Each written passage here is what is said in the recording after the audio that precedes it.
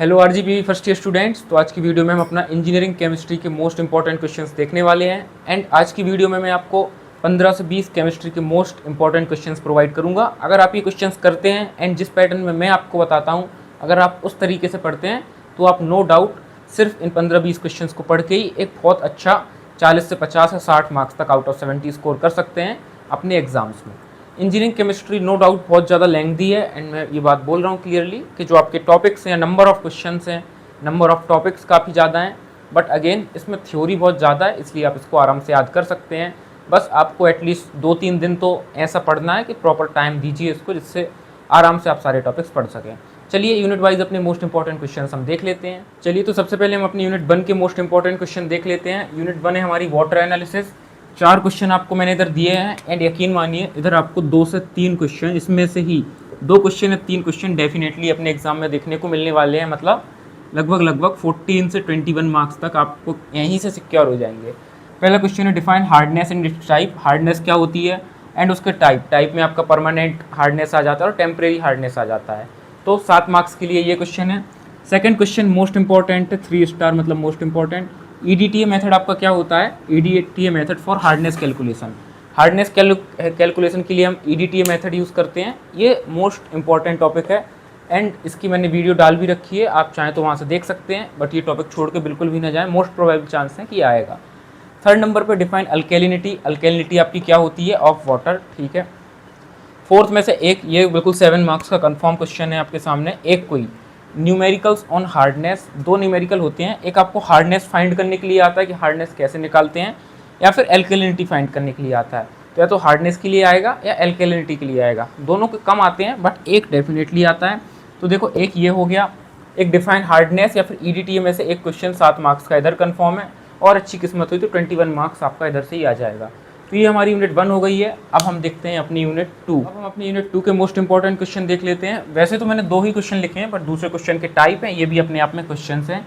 Unit 2 है हमारी boiler problems. तो पहला क्वेश्चन आता है what are boiler problems. Boiler problems क्या क्या होती हैं? जैसे बॉयलर में स्लज हो जाता है, स्केल हो जाती है, प्राइमिंग हो जाती है, फॉर्मिंग हो जाती है, कॉस्टिक एम्ब्रिटलमेंट हो जाता है। तो ये सब क्या होता है, ये सब आपको तरीके से पढ़ना है। 3-4 लाइन की या 5 लाइन की इन सब की डेफिनेशन याद करनी है।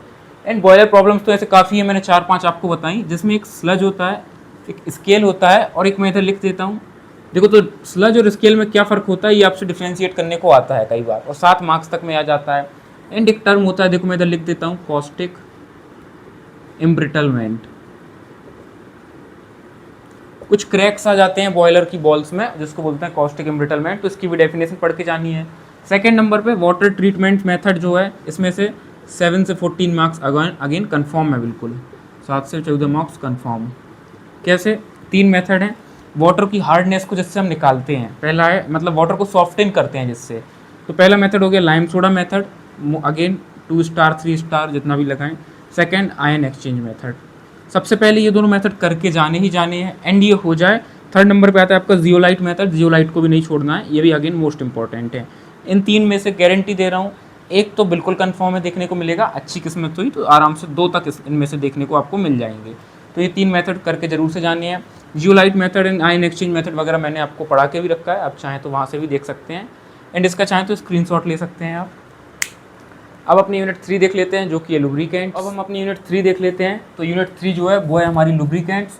लुब्रिकेंट्स में पहला क्वेश्चन है आपका प्रॉपर्टीज़ ऑफ लुब्रिकेंट। 6 प्रॉपर्टी इधर लिखी है, एंड ये गारंटी से इसमें से 2 से 3 प्रॉपर्टी आपसे पेपर में पूछने को आएंगी। कंफर्म बोल रहा हूँ, इसलिए ये सब छोड़ के मत जाना। ये अगेन मोस्ट इंपॉर्टेंट क्वेश्चन है, देखना। फ्लैश एंड फायर पॉइंट, सबसे पहला ए है हमारा, फ्लैश एंड फायर पॉइंट क्या होता है। बी है क्लाउड एंड पोर पॉइंट क्या होता है। सी नंबर पे है एनिलीन पॉइंट क्या होता है। टी सेपोनिफिकेशन नंबर क्या होता है। ई पे आपका विस्कोसिटी इंडेक्स क्या होता है। एंड एफ का मतलब है SEM नंबर क्या होता है। SEM का फुल फॉर्म होता है steam emulsification number. SEN number हो या एम, शायद एन है ये, SEN का full form steam emulsification number क्या होता है। ये 6 डेफिनेशन है, एंड अगेन बोल रहा हूँ ये लगभग आपका 7 मार्क्स में कंफर्म आने ही वाला है, ये डेफिनेशन पूछेगा। सेकंड नंबर पे क्वेश्चन है मैकेनिज्म ऑफ लुब्रिकेशन। लुब्रिकेशन का मैकेनिज्म क्या होता है? 2-3 टाइप के लुब्रिकेशन होते हैं, like thin film lubrication, thick film lubrication. तो ये सब क्या होता है, तो सेकंड पे आपको देख लेना है। थर्ड नंबर है आपका short note on redwood viscometer, and fourth है विस्कोसिटी इंडेक्स न्यूमेरिकल। देखो यार मैं आपको कंफर्म बता रहा हूँ क्या आने वाला है, मतलब तुक्के वाली बात नहीं बता रहा हूँ, तो इनको छोड़ के मत जाना जो टॉपिक्स मैं आपको बता रहा हूँ। जैसे short note on redwood viscometer और विस्कोसिटी इंडेक्स न्यूमेरिकल, इनमें से मानो 7 से 14 मार्क्स कंफर्म है। विस्कोसिटी इंडेक्स का न्यूमेरिकल हर साल आता है, कोई साल नहीं हुआ आज तक जब तक आया ना हो।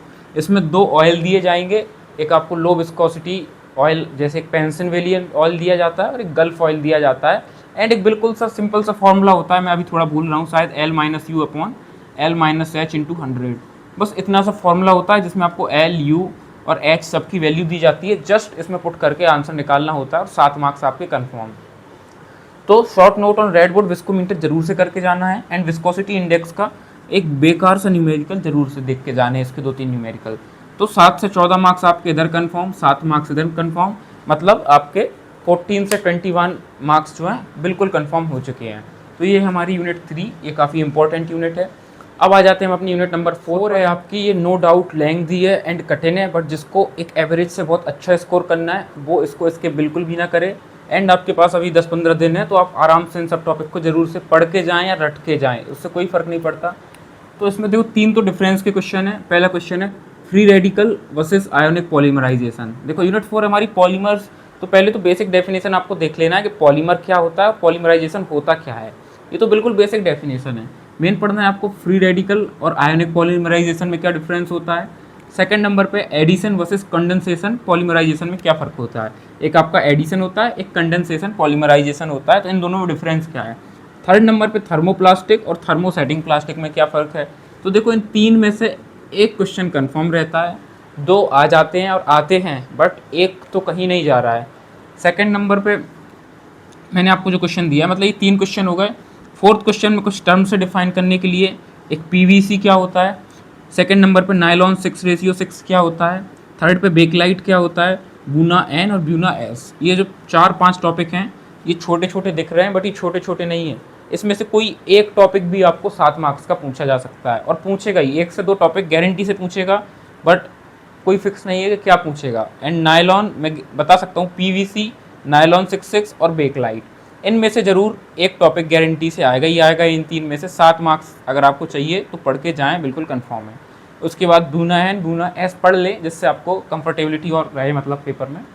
फिफ्थ नंबर पे एक छोटा सा टॉपिक है वल्कनाइजेशन ऑफ रबर। क्या होता है, रबर को एक हाई टेम्परेचर पर गर्म करते हैं एंड उसमें सल्फर मिक्स कर देते हैं, तो उससे उसकी ड्यूरेबिलिटी स्ट्रेंथ कुछ बढ़ जाती है, तो उसको वल्कनाइजेशन बोलते हैं। 3-4 लाइन की डेफिनेशन है, बट पढ़ के जाएँ, ये भी पूछी जाती है। तो ये हो गई हमारी यूनिट 4 पॉलीमर्स। ये काफ़ी लेंथी है, जैसे फ्री रेडिकल अपने आप में काफ़ी बड़ा है, आयोनिक भी बड़ा है, एडिशन, कंडेंसेशन, ये सब बड़े बड़े टॉपिक्स हैं। ये भी सारे छोटे नहीं हैं, बड़े टॉपिक्स हैं, लेकिन अगर आपको स्कोर अच्छा करना है तो ये टॉपिक्स आपको पढ़ के जाने ही पड़ेंगे। चलिए तो अब देख लेते हैं अपनी नेक्स्ट यूनिट देखते हैं। एंड यूनिट 5 है आपकी फेज इक्विलिब्रियम डायग्राम। अगेन मैं बोल रहा हूँ केमिस्ट्री में टॉपिक फिक्स हैं बिल्कुल, के एग्जाम में क्या आने हैं। एंड में जो आपको बोल रहा हूँ, आपको भले शौक लगे, बट आपको ये अपने पेपर में 100% देखने को मिलेंगे। बट बच्चे गलती क्या करते हैं कि टॉपिक्स ज़्यादा रहते हैं थोड़े से, तो इनको छोड़ के चले जाते हैं, बट आपको छोड़ना नहीं है, क्योंकि फिक्स है यार कि आना ही आना है।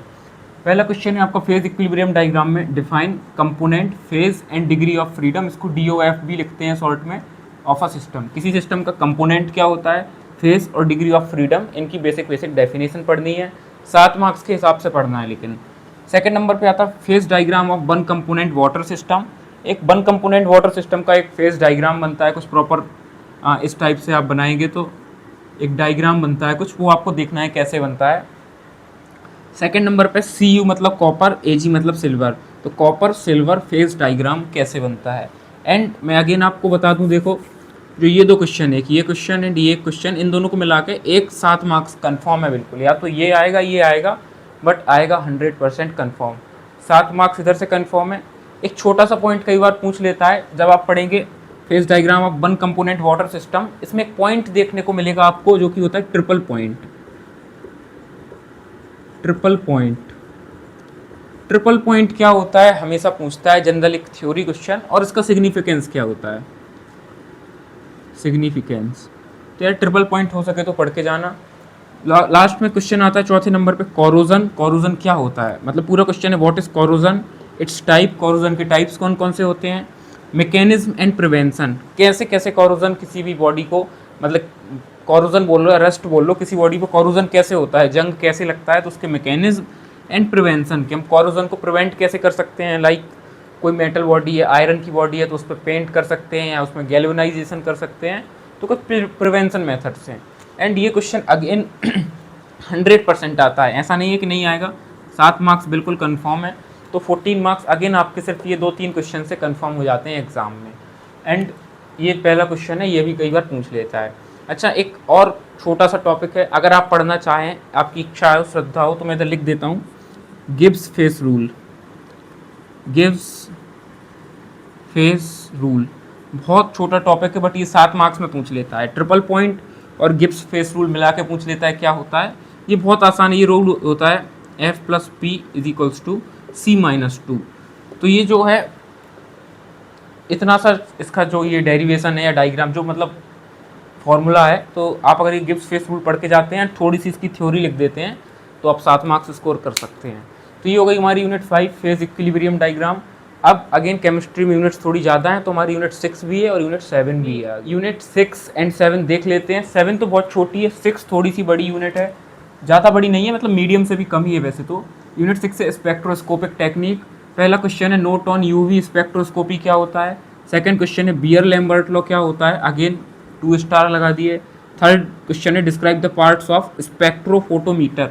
स्पेक्ट्रोफोटोमीटर क्या होता है, इसके पार्ट्स कौन कौन से होते हैं, इसका एक डायग्राम बनता है, इधर डी लिख दिया, डी का मतलब है डायग्राम, डायग्राम और पार्ट्स। चौथा क्वेश्चन है वाइब्रेशनल मोड्स इन आईआर स्पेक्ट्रोस्कोपी। इसके कुछ वाइब्रेशनल मोड्स बनते हैं, कुछ ऐसा डायग्राम बनेगा कुछ इस टाइप से, एक सेकेंड, ऐसे 3-4 डायग्राम बनेंगे एंड ये कुछ ऐसे अपने एक्सेस के अबाउट वाइब्रेट कर रहे होंगे, तो ये होता है vibrational mode in IR spectroscopy. तो आप जब पढ़ेंगे तो और डायग्राम आपको आगे पता चलेंगे। तो ये 4 क्वेश्चन है, इसमें से 4 में से लगभग 7 से 14 मार्क्स इसमें भी कंफर्म रहता है। देखो इसमें मोस्ट इंपॉर्टेंट क्या है, बियर लैम्बर्ट लॉ है and vibrational modes in IR spectroscopy, ये 2 मोस्ट इंपॉर्टेंट क्वेश्चन है, अगेन करके जाना। यूनिट 7 में एक ही क्वेश्चन दिया है एंड ये एक डेफिनेटली आएगा 7 मार्क्स में, तो ये छोड़ के मत जाना है क्योंकि कंफर्म आने वाला है। क्वेश्चन क्या है, इसमें से भी कोई 1 या 2 पूछेगा। Define change of trend along the period and group in the following. मतलब जो हमारी पीरियोडिक टेबल होती है, तो अगर हम उसमें ऐसे बढ़ते हैं हॉरिजॉन्टल, तो ये होता है हमारा अलोंग द पीरियड। वहीं अगर डाउन जाते हैं ऊपर से नीचे, तो ये होता है हमारा अलोंग द ग्रुप। तो जब हम जाते हैं तो एलिमेंट्स होते हैं हमारे, जैसे कार्बन हो गया, नाइट्रोजन, ऑक्सीजन, जो भी होता है आपका, तो इनका साइज बढ़ता घटता रहता है। तो वही हमको ट्रेंड बताना है कि अलोंग द पीरियड और along the group atomic size कैसे चेंज होता है, जैसे पीरियड में बढ़ता है कि घटता है, जैसे हमारा पीरियड के अलोंग घटता है size and along the group बढ़ता है साइज। सेकेंड नंबर पे इलेक्ट्रोनेगेटिविटी बढ़ती है कि घटती है। थर्ड नंबर पे इलेक्ट्रॉन एफिनिटी। ये इलेक्ट्रॉन एफिनिटी जो शब्द है इसको थोड़ा ध्यान से पढ़ना, और इलेक्ट्रोनेगेटिविटी को कई बार इनकी डेफिनेशन पूछ लेता है कि होते क्या हैं, तो इनकी 3-4 लाइन की डेफिनेशन होती है, उससे ज़्यादा नहीं होती, बट ये पूछता है इन तीनों का ट्रेंड कैसे चेंज होता है along period and along group, आपको देख लेना है। इसी के साथ हमारी केमिस्ट्री हो जाती है ख़त्म। 7 यूनिट है, लेंथी टॉपिक है बट पढ़ने में आसान है। सिर्फ पॉलीमर ही एक ऐसी यूनिट है जो थोड़ी रटने में दिक्कत जाती है। तो वेल, आज की यूनिट में इतना ही था। एंड आज की वीडियो में मैंने कई टॉपिक्स बोले हैं कि आएंगे, और अगर मैंने बोल दिया है आएंगे, इसका मतलब भगवान भी उनको नहीं बदल सकते, वो टॉपिक्स आते ही हैं पेपर में, तो उनको करके ज़रूर से जाएँ। एंड वीडियो अच्छी लगी हो लास्ट में, तो वीडियो को सब्सक्राइब जरूर से, वो लाइक ज़रूर से करें, चैनल को सब्सक्राइब जरूर से करें। एंड फर्स्ट ईयर वालों, कई पहले ही बता चुका हूँ कि आपका जितने भी सब्जेक्ट हो गए, फिजिक्स हो गया, केमिस्ट्री, BEE, ED, मैथमेटिक्स, जितने भी सब्जेक्ट हैं जिस भी ग्रुप के हैं, हर एक की इंपॉर्टेंट वीडियो मैं बना चुका हूँ। एंड उसको एक सेपरेट प्लेलिस्ट में फर्स्ट ईयर इंपॉर्टेंट क्वेश्चंस के नाम पे वो अपलोड हो चुकी है, तो जाके हर एक सब्जेक्ट चेकआउट जरूर से करें एंड अपनी प्रिपरेशन स्टार्ट कर दें। मैं मिलता हूँ आपको नेक्स्ट वीडियो में, तब तक के लिए बाय।